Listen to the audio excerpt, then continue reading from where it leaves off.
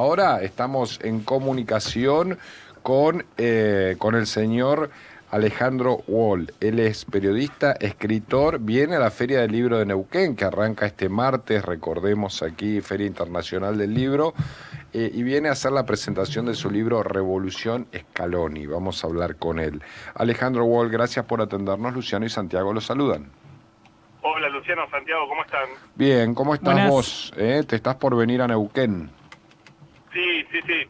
Divino porque nunca estuve en esa feria del libro, el año pasado hice varias, Ujú. pero Neuquén, bueno, por supuesto he estado en otras ocasiones, incluso por trabajos periodísticos, pero Bien. tengo mucho entusiasmo. Bueno, serás bienvenido, por supuesto, Alejandro, Lo esperamos acá por en el canal todos. también, ¿por Lo qué no? esperamos también aquí en el estudio, cómo no. Sí, Eh, bueno, ahí podemos arreglar desde ya. Alejandro, Revolución Scaloni, ¿de qué va el libro? La pregunta es medio obvia, pero ¿cómo lo abordás? Bueno, la verdad es que lo que nos habíamos publicado, yo estuve en Qatar Sí, en el Mundial y a la vuelta de Qatar publicamos con Gastón Edul, sí, colega de TIC Sports, ujú, habíamos publicado la tercera, ¿no? Que era una crónica medio urgente, caliente sobre lo que había sido la conquista del Mundial y, y bueno, la verdad que fue un libro que explotó por todo también lo que significaba ese título, pero había algo que me había quedado y que lo charlaba con los editores de Planeta, que había quedado como suelto, que era ¿de dónde salió Scaloni, no? Porque claro, Lionel Scaloni fue un entrenador que no tenía trayectoria como entrenador, que no tenía ninguna experiencia en ningún equipo mayor, entonces la idea era poder reconstruir cuál había sido su formación, cuál era su marco, por decirlo de algún modo, su marco teórico de ujú, pensamiento. Y sí, hoy Scaloni se convirtió en el entrenador, después de todo ese camino, se convirtió en el entrenador más ganador en la historia de la selección argentina.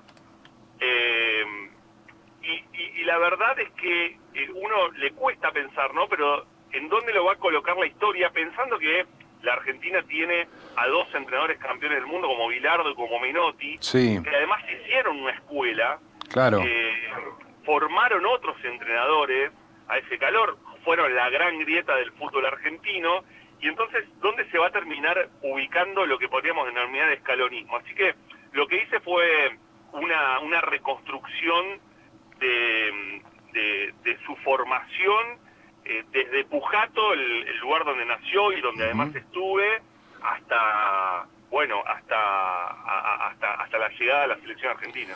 ¿Cuánto tiene que ver un entrenador y cuánto tiene que ver que te encontrás con el tiempo histórico exacto de los pibes que están jugando, ¿no? Porque Scaloni recibió, a ver, nadie le va a quitar mérito, eligió a los jugadores, los hizo jugar en equipo, pero también agarró una época de mucha productividad en términos de individualidades, ¿no? En el fútbol argentino. Sí, pero yo la verdad que relativizaría eso, porque Bien, creo que efectivamente Scaloni toma un equipo que de hecho en su primera convocatoria contra Guatemala es un equipo que no tiene ni a Di María ni a Messi, porque sí, Messi después del Mundial de Rusia se toma un tiempo con la selección, vuelve recién en 2019, y yo un poco también lo que pongo ahí es que Scaloni arma una selección de normales, o sea, no había grandes estrellas ni grandes figuras. Los futbolistas que hoy vemos en la selección, y que son las grandes figuras de la selección, y los líderes y campeones del mundo y bicampeones de América, no eran grandes figuras en el momento en que llegan a la selección. Por citar un ejemplo, Rodrigo de Paul. Claro. Eh, de Paul llega de grande, te diría, a la selección. No estaba en el radar, sin embargo sí en el de Scaloni. Scaloni lo venía siguiendo ya cuando era asistente de Sampaoli. Bueno, Dibu Martínez es el gran ejemplo, ¿no? claro. Sí, Eh, te Cuti iba a comentar Romero, eso. claro, Cuti Romero también como un futbolista que desde ya tenía, porque de hecho cuando llega a la selección ya había sido elegido uno de los mejores centrales de la Serie A italiana, en ese momento estaba en Atalanta, pero él va construyendo todo eso con futbolistas, y ni hablar los que aparecen en el Mundial directamente, ¿no? Mm. Porque en el Mundial aparecen figuras como la de Era un momento muy caliente para agarrar la selección en ese momento cuando le toca a Scaloni, ¿no? Sí, bueno, Scaloni viene viene siendo, digamos, era asistente de Sampaoli, y de hecho me parece que, bueno, hay un contexto ahí también de críticas por la desprolijidad con la que él llega como entrenador, pero es cierto que en ese momento se utilizó ahí mi colega la palabra caliente, es Sí. verdad, porque Scaloni y Aimar, ¿no? Porque él, de hecho, en todas las conferencias de prensa él va aclarando al inicio que él habla en plural porque estaba Aimar, estaba en ese momento Samuel, sí. y estaba Martín Tocali, entrenador de arqueros. Después se va a sumar Ayala, después se va a sumar Matías Mana. Él va a conformar una especie de cuerpo colegiado en ese cuerpo técnico, pero era muy difícil agarrarla porque era una transición en la que tenían que aparecer esos nuevos jugadores, y él en la primera conferencia de prensa dice: mi tarea acá es tener nuevos jugadores para la selección argentina, que no se saquen nunca más la camiseta, y que el entrenador que venga, porque era interino, Sí. el entrenador que venga pueda contar con estos nuevos jugadores, ¿no?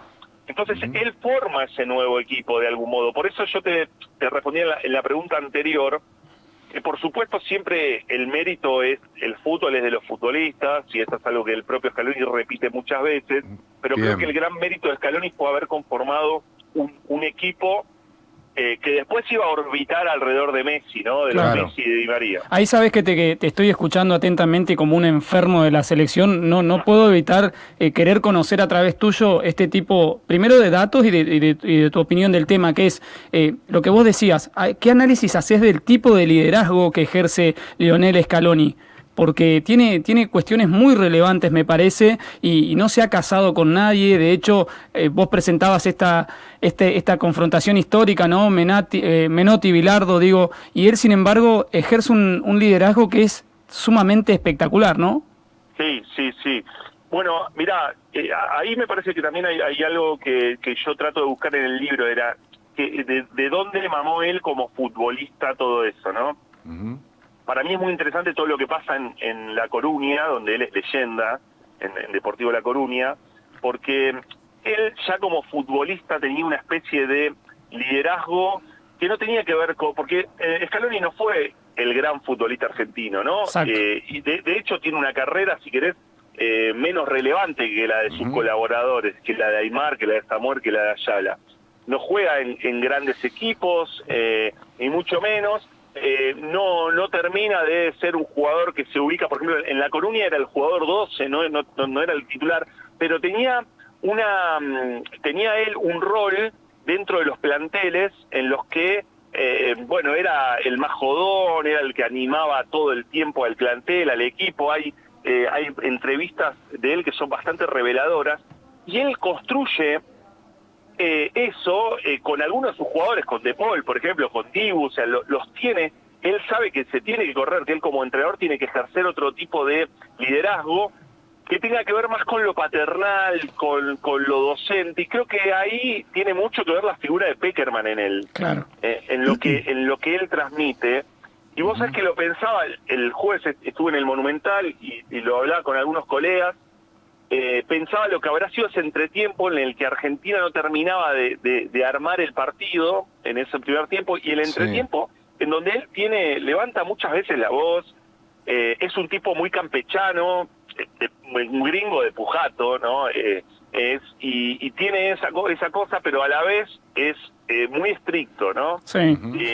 Es muy estricto con los jugadores, tiene una cosa entre paternal y a veces de complicidad, pero tiene una cosa también estricta, ¿no? Pensaba mucho hasta inclusive en este vínculo que ha logrado sostener a lo largo de los años de situaciones difíciles con Paulo Dybala, ¿sí? Que justamente entró y convirtió un gol. Lo nombraste... Es su primera, vos sabés, perdón, es su primera polémica, Dybala, claro. No la de ahora.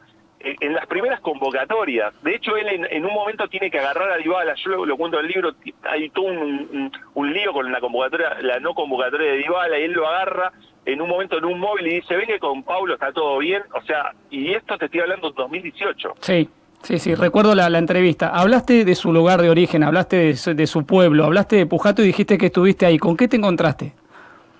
Bueno, primero con una inserción en un mundo, la de la familia Scaloni, la del padre, también la del hermano, insertos en el mundo del fútbol en toda esa zona, ¿no? De hecho, de ahí viene el vínculo también con Sampaoli, porque Sampaoli es de Casilda. Toda esa ruta 33 es como una ruta del fútbol, ¿no? Sí. Que Casilda, Pujato, y termina en Rosario, ¿no? Pensemos todo lo que salió de ahí, de Messi, Martino, Bielsa, Menotti, el propio Scaloni, o sea, 2 entrenadores campeones del mundo de toda esa zona.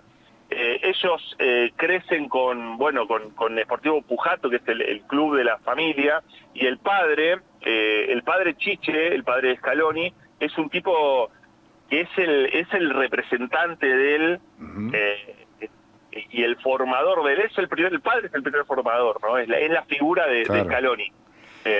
Y es el tipo que lo lleva con el camión y lo lleva a Newell's, de Pujato a Rosario, todos los días a entrenar, a él, al hermano, un tipo que se conectaba de manera permanente. Yo hablé con muchos amigos, gente, estuve en el club, recorrí todo el pueblo, y todo lo que te hablan es todo el tiempo de Chiche, ¿no?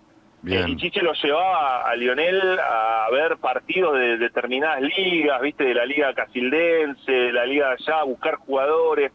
Y ese también, ese ejercicio de la mirada, creo que tiene que ver en el entrenador. Scaloni miraba y observaba cómo jugaban los otros desde muy pibe, acompañando al padre, ¿no? Entonces se formó en ese mundo de clubes, de asociaciones civiles, de clubes de barrio, clubes de pueblo, de mucho fútbol, que lo termina formando. Alejandro, te hago una lectura rápida, muy improvisada de mi parte, para que vos me aclares o me la destruyas o la avales o la modifiques. Scaloni, ¿cómo se lleva con, la pregunta sería, con la política en el fútbol? Porque cuando terminó el Mundial casi se va por alguna presión política que había recibido, y yo pensaba, claro, el tipo se metió sin ninguna rosca política, por decirlo de alguna manera, en ese cargo, se terminó ganando el amor de la gente a partir de los resultados, y hoy debe ser un problema en algunos intereses creados en el fútbol, ¿o no? Mirá, él no interviene. De hecho, alguna vez le hicieron alguna pregunta en una conferencia de prensa y no quiso responder. Que tenía que ver con un debate que hoy está cruzando el fútbol argentino, que es el tema de las sociedades anónimas, ¿no? Sí. Y los clubes, pero él no quiso responder y no es alguien que intervenga desde ese lugar. Bien. Tiene una relación con el propio presidente de la AFA, que en algún momento fue tirante, porque de alguna manera el presidente es Tapia el primer tipo que confía en él, eso no hay duda, y es el gran capital político de Claudio Tapia, ¿no? El título mundial, la Copa América, el haber elegido a Scaloni cuando nadie podía confiar en Scaloni. Sí. Lo que sí me parece, digamos, y esto también lo pongo en el libro porque es casi el final y es de algún modo también un interrogante, yo a mí no me consta que haya habido presiones políticas por las cuales él se haya querido ir a la selección, porque en su momento se habló de que le habían pedido una foto, que él no había estado de acuerdo. No, pero mira, pudo haber existido lo de la foto, porque pudo haber existido. No, a mí no me consta. Bien. Yo intenté en ese momento, lo que fue su reacción en el Maracaná, posterior al triunfo de Argentina, entender qué pasó ahí, y yo creo que yo lo entiendo bastante respecto de después de lo que pasó en la Copa América. Él me parece que lo que necesita, y lo que está pasando ahora, él necesitaba tener un plantel que le siguiera respondiendo a él como líder, que siguiera compitiendo en el más alto nivel después de haber sido campeón del mundo, sin relajarse. Y a mí me parece, digamos, me parece no es solamente un parecer, sino que es una reconstrucción de cosas que pasaron, que su amago y sus dudas en relación a cómo seguir tenían más que ver con su vínculo con los futbolistas que con otras cosas, ¿no? Bien. Alejandro, sé que sos papá y que tenés 2 hijos varones. No sé las edades, pero digo, ¿comparten esta pasión por el fútbol 17, como vos? Sí, 17 y 12. Camilo y Santiago. Camilo y Santiago, uno de ellos en este momento está llegando a Bariloche, yendo a ese viaje egresado, el más grande. Mira. Santiago de 12. Sí, somos de Racing. Es un poco también, tengo hasta un libro, digamos, que cuenta, digamos, la mirada que tenemos cada uno de los distintos Racing que vivimos, ¿no? De alguna manera.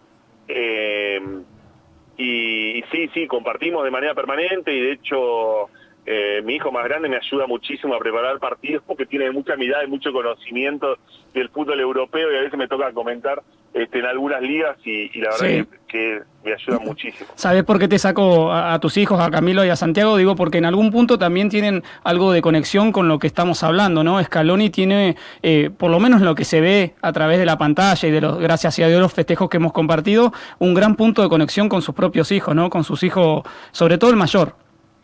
Sí. Bueno, es un tipo, yo trato de no meterme demasiado en la vida personal, ¿no? Pero porque no intenté hacer una biografía, sino que intenté trabajar su formación sobre todo. Ahora, ese costado de vínculo está, bueno, Scaloni es un tipo que además empezó formando niños en Mallorca, donde vive con su familia, donde es su esposa y donde vive con sus hijos, y tiene esa cosa permanente. Bueno, lo vimos en la final del Mundial. Sí.